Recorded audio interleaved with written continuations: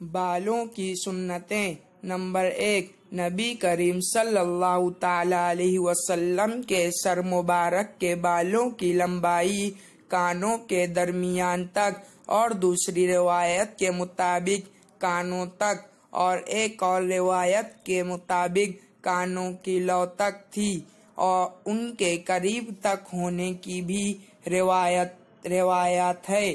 Number 2، پورے سر پر بال رکھنا کانوں کی لو تک یا اس سے کسی قدر نیچے سنت ہے، اور پورا سر منڈوا دینا بھی سنت ہے، اور اگر کتروانا چاہے تو پورے سر کے بال سب طرف سے برابر کتروانا جائز ہے، لیکن آگے کی طرف سے بڑے رکھنا اور گردن کی طرف چھوٹے کرا دینا، جس کو انگریزی بال کہتے ہیں، جائز نہیں۔ اسی طرح سر کا کچھ حصہ منڈوا دینا اور کچھ چھوڑ دینا بھی جائز نہیں۔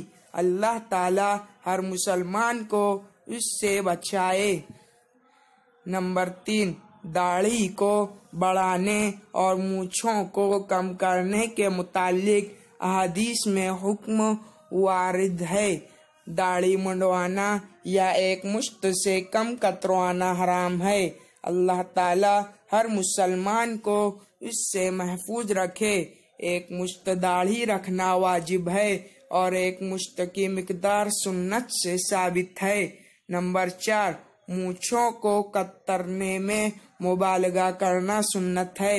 لمبی لمبی مونچھیں رکھنے پر حدیثوں میں سخت وعید آئی ہے۔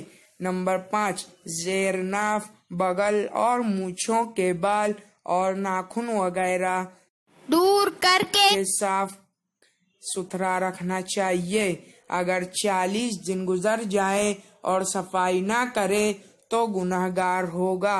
نمبر 6، بالوں کو دھونا، تیل لگانا اور کنگھا کرنا مسنون ہے، لیکن ضرورت نہ ہو تو بیچ میں ایک آدھ دن ناگا کر دینا چاہیے۔